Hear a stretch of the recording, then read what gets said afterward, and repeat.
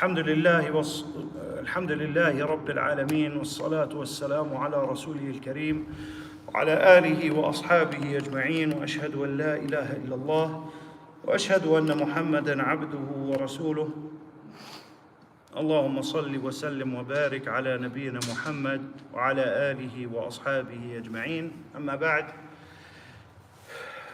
Tonight was supposed to happen last night. We had a lot of people here. It was a little bit distracting. And that is our question and answer sessions for Sunday nights, coming up to Ramadan especially. I always get almost every single day, actually it's very odd, a day that I don't receive questions, whether by text or email or by phone call or what have you. People call and text from all over the place, and sometimes I like to share some of those questions, especially if the questions have come from people in this community. We can just hit two birds with one stone, save my fingers from texting, and just answer the questions together so that they can be of consequence to everyone. One of these questions, the questioner says, how important is it to wash a body part 3 times during wudu? I.e. face 3 times, hand 3 times, etc. Can we do just once when we took an optional shower or know of that body is clean already? So there's 2 issues here in this question. The first issue is the issue of clean. He's saying, I already know, I just took a shower, so I know my body parts are already clean. And then I'm gonna make wudu. Do I have to wash each part 3 times? Or because I already know that I'm clean, can I just wash each part 1 time? That's the first part of the question. That is an incorrect understanding of wudu. Wudu, its purpose and function is not to actually clean the physical body. Yes, that may happen as a byproduct of wudu. The purpose of wudu is that it is a spiritual cleansing. It's a spiritual cleansing. It actually has an effect on the soul. We don't see it. We may not be able to notice it or see it. But it is of the unseen. It has an effect on our soul. It has an effect on our heart. And that's why the Prophet ﷺ, sometimes he would wake up from sleeping and make wudu before he prayed. And sometimes he would wake up from sleeping and go straight to salah. Why is that? Anybody know why that is? Yes, sir. Because the Prophet sleeps, it doesn't matter. Because the prophets, their heart is awake and their eyes sleep, their body sleeps. So his heart is awake to be able to receive revelation whenever it comes, right? So the times when he woke up and just prayed, that means that during his sleep, he did not break his wudu, right? Which is why we make wudu after sleeping deeply. Because sleep itself doesn't break wudu. Sleep itself makes us in a position where we don't know if we broke our wudu or not, right? So the prophets and messengers, their hearts do not sleep. Their eyes, their bodies sleep, right? That means that his heart feels and knows and recognizes when he has wudu as opposed to when he does not have wudu. This is a spiritual thing. So it doesn't matter if my hands and my body are clean. And that is not what I base how many times I wash my body parts in wudu. The reason why we wash our body parts 2 and 3 times in wudu is for certainty and for an addition of blessing. Because the Prophet ﷺ said in the narration of Ibn Umar that when a person washes his face, all of the sins prior drop with every drop, with the last drop of water of wudu off of his face and hands and feet, right? So it purifies us spiritually. And so the Prophet ﷺ would make wudu and usually make wudu 3 times. But the sunnah is not all the time 3 times. The sunnah is that sometimes he would make wudu and only wash each part once. That was his wudu. And sometimes he would make wudu and only wash each part twice. And sometimes he would make wudu and only wash each part 3 times. And sometimes he would make wudu and wash some parts 3 times and some part 2 times. That's in Sahih Muslim. All of these narrations are in Sahih al-Bukhari. He did all of them. What is the correct sunnah? The sunnah is to do each occasionally. Sometimes once, sometimes twice, sometimes 3 times. Washing the body part 3 times is permissible. It is mustahab. It is not the bare minimum. The bare minimum is what? 1 time each body part. That is the bare minimum. And the maximum is 3 times. That is the maximum. All right? So hypothetically, if a person were always to make wudu by washing each part only once, their salah is valid. Their wudu is valid. They've done nothing wrong. Right? Wallahu a'lam. How important is it to maintain the order washing different body parts? For example, first wipe the head, then wash hand up to elbow, and then face, etc. There are 6 pillars of wudu. 6 pillars. Just like there's pillars for Islam, just like there's pillars for salah, right? There's 6 pillars for wudu. Number 1, washing the face in its entirety, including the mouth and nose. Number 2, washing the hands and forearms, including the elbow. Number 3, wiping over the head in its entirety and wiping over the front and backs of the ears. Number 4, washing the feet to include the ankles and between the toes. Number 5, that these things be done in succession, meaning they be done together. I don't wash my hands at home and wash my face at home and wash my arms and hands at work and then wash my feet at the masjid, right? They have to be done together. And number 6, they have to be done in that order. They have to be. That order is something that the Prophet ﷺ never was authentically narrated to have made wudu out of order. Never one time. And there's only one weak narration about that, and it's a very weak narration in Sunan Abi Dawud, and it's a mistake. So the point is that, as Ibn al-Qayyim says in Zad al-Ma'ad, he was never narrated to authentically have ever made wudu out of order. So that's one of the pillars of wudu. So 6 pillars to wudu. Number 3, does your wudu break if you kill a fly, a mosquito, a roach, etc. by bare hand? And does wudu break if you cut fish, meat with some blood after making wudu? Or does your wudu break if you have some bleeding from a small cut after wudu? This goes back to what breaks your wudu, right? What breaks your wudu? And we said that there are only a few things that break a person's wudu. Nothing that you touch will break your wudu. In some narrations, the Prophet ﷺ was narrated to have said, whoever touches his private parts directly, skin to skin, then he should remake his wudu. There are other narrations where he was asked, if I touch my private parts with my bare hands, do I have to make wudu?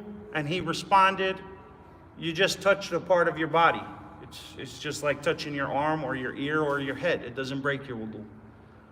The scholars deduced from this, and of them Shaykh al-Islam rahimahullah in Majmu' al-Fatawa, that touching anything does not break your wudu. Rather, there are things that are preferred for you to make wudu after doing.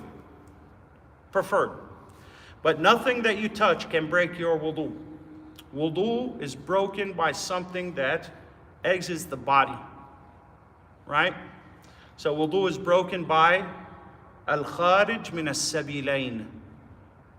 That which comes out of the two private parts. That's what breaks your wudu. Listen to this and kind of try to comprehend this with me. What breaks your wudu is what comes out, not what you touch and not what goes in. Okay? So, what comes out? Anything that comes out of the front private parts, anything that comes out of the back private parts. So, those are the first two things that break your wudu. Number 3, deep sleep. What do we mean by deep sleep? Sleep so deep that you would not know what is going on around you. Right? You ever kind of be, where I'm from in Palestine, we call it chebi, tichbi. You're just sitting there kind of like falling asleep, right? Slumber. Like you're sitting up, usually like old people do it, when they're sitting there and they just kind of drift off, right? But you're ever like sleeping very lightly and then someone walks in the room, they don't make any noise. They make no noise. But they walk in the room and you wake up. You sense that they're there. That sleep does not break your wudu. However, deep sleep breaks your wudu. Well, why is that? When we look at Sahih al-Bukhari, we see that Anas radiallahu anhu said that the companions radiallahu anhum would oftentimes come to Salat al-Maghrib, and most of them, after making Maghrib, would stay in the masjid until Isha. They just stay in the masjid till Isha. If they go home, they're probably going to fall asleep, so they just stay in the masjid and wait for Isha, which usually wasn't that long, right? Usually it was about 10 minutes, 15, 20 minutes. Because what salah is the longest salah in the Prophet's sunnah, in jama'ah? Who knows? No. No. Salat al-Maghrib. Which is strange to us because that's the shortest salah for us. Sheikh, I got to go home, right? I got to go, put my feet up, eat, got to watch the news, whatever. I'll come back for Isha. You could do a little bit longer then after I'm satisfied. But right now, I'm on my way home, right? Don't interrupt that. But the Prophet ﷺ's longest salah is Salat al-Maghrib. After that is Salat al-Dhuhr. After that is Salat al-Fajr.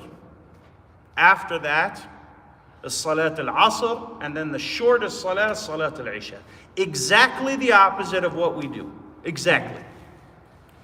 Anyhow, usually they would make salah with him. He would make salah. Sometimes he would recite Surah Al-A'raf for Salat al-Maghrib. What is Surah Al-A'raf? It's like a juz' and change. It's like 25, 30 pages long.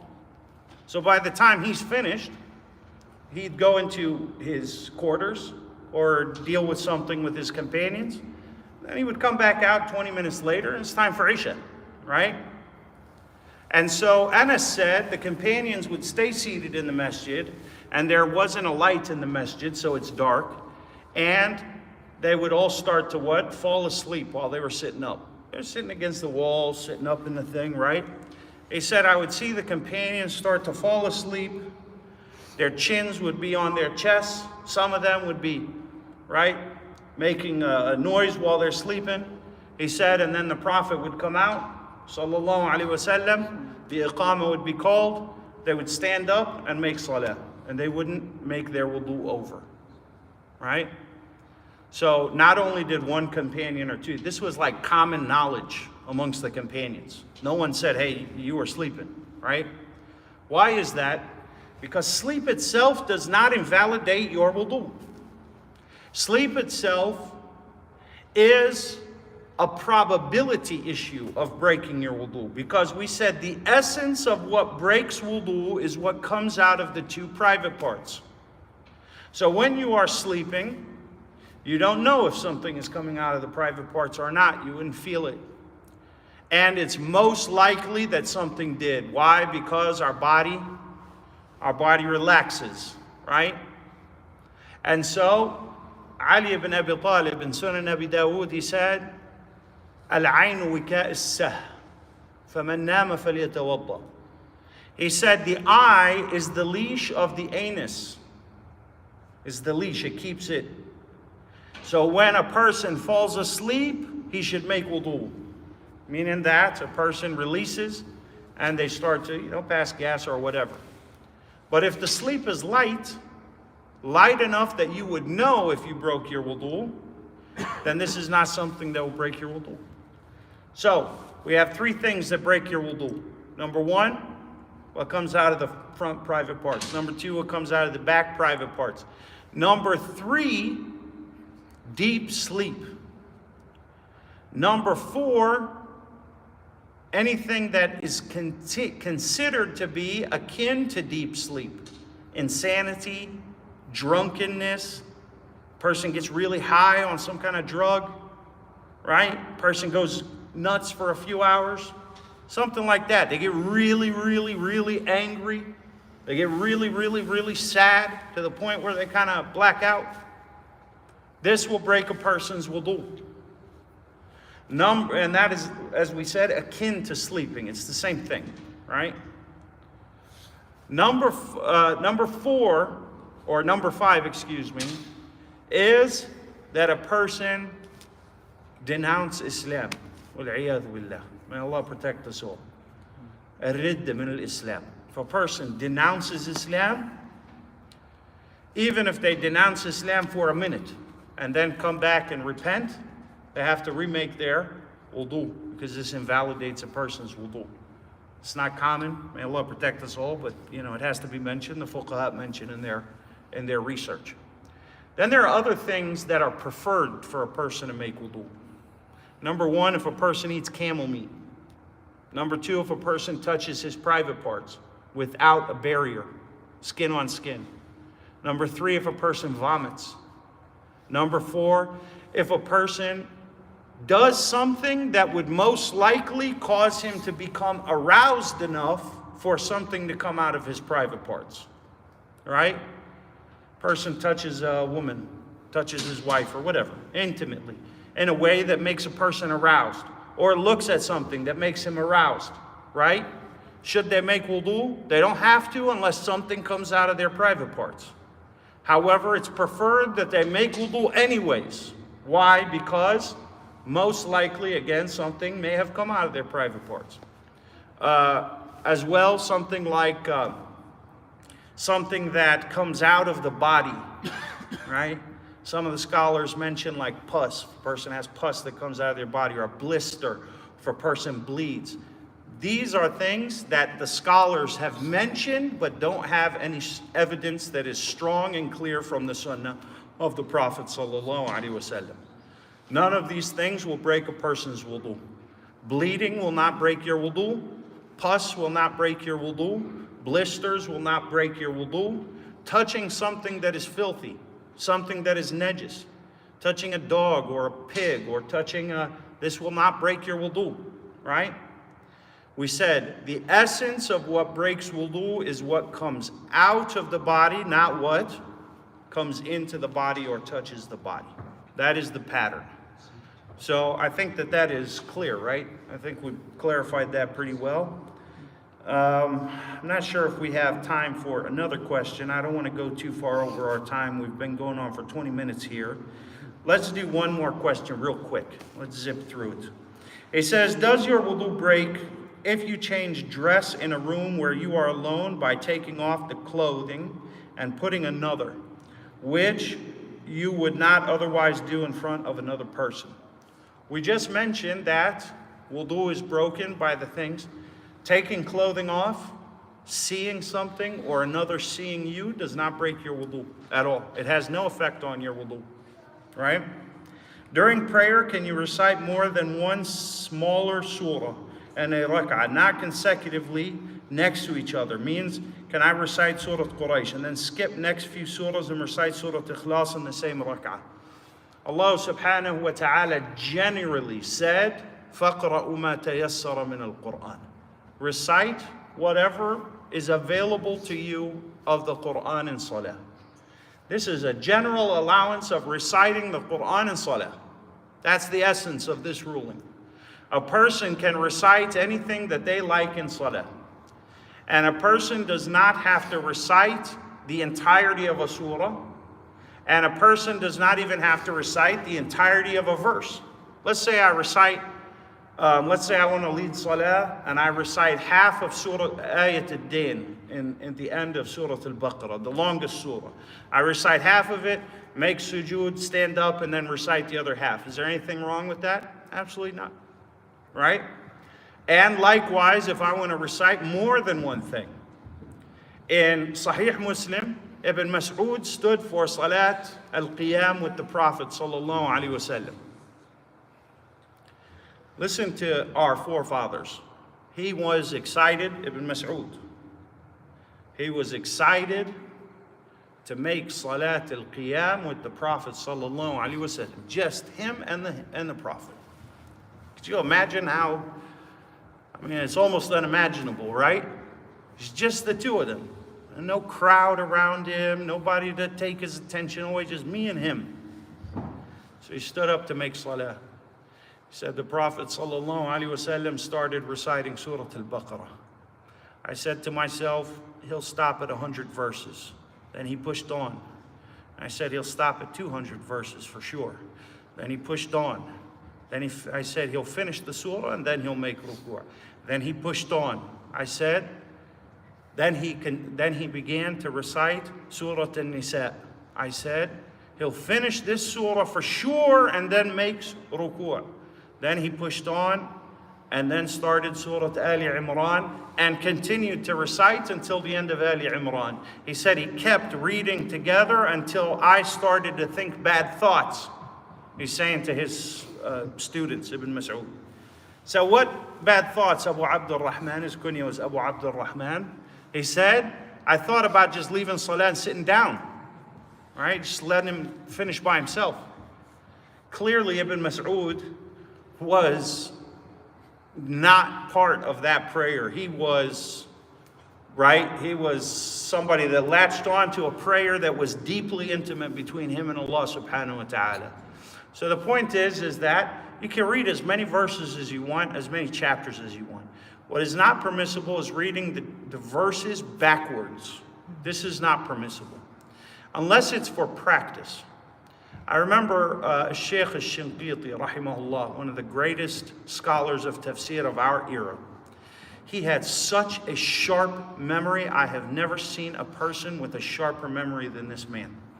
And he would recite the Quran backwards for preservation purposes, right? Meaning that he would start min al-jinnati wan-nas and go backwards. And this is not, he would recite it out loud or in salah. He would recite it for practice to himself, right? Just to make sure that, there's reasons for that. But it is not permissible to recite the verses backwards or out of order. However, reciting the chapters out of order, or reciting multiple chapters or parts of a chapter, reciting parts of verses or entire verses, this is all what? This is all permissible. We'll stop with that. Maybe we'll continue this tomorrow night. I don't know if you guys have questions. We have 3 more weeks left until Ramadan, so you can ask all your Ramadan questions, inshallah. Again, this is Sunday night. So whenever you think about, hey, I want to ask the Sheikh this question, just go ahead and write it down. Put it down in your phone or what have you. Ask your wives if they have questions, because people have questions. And you have access to answers now, so we should use this time to prepare for Ramadan. Jazakumullahu khairan. How many minimum ayat we should recite? There's no minimum of ayat to recite. One ayat? The minimum of ayat to recite in salah is Surah Al-Fatiha. That's the minimum. No, after Surah Al-Fatiha. No minimum. You can read one ayah. You can say mudhammatan and then make ruku'. You could say alif lam mim and then Allahu Akbar. There's no minimum. Okay. Jazakumullahu khairan.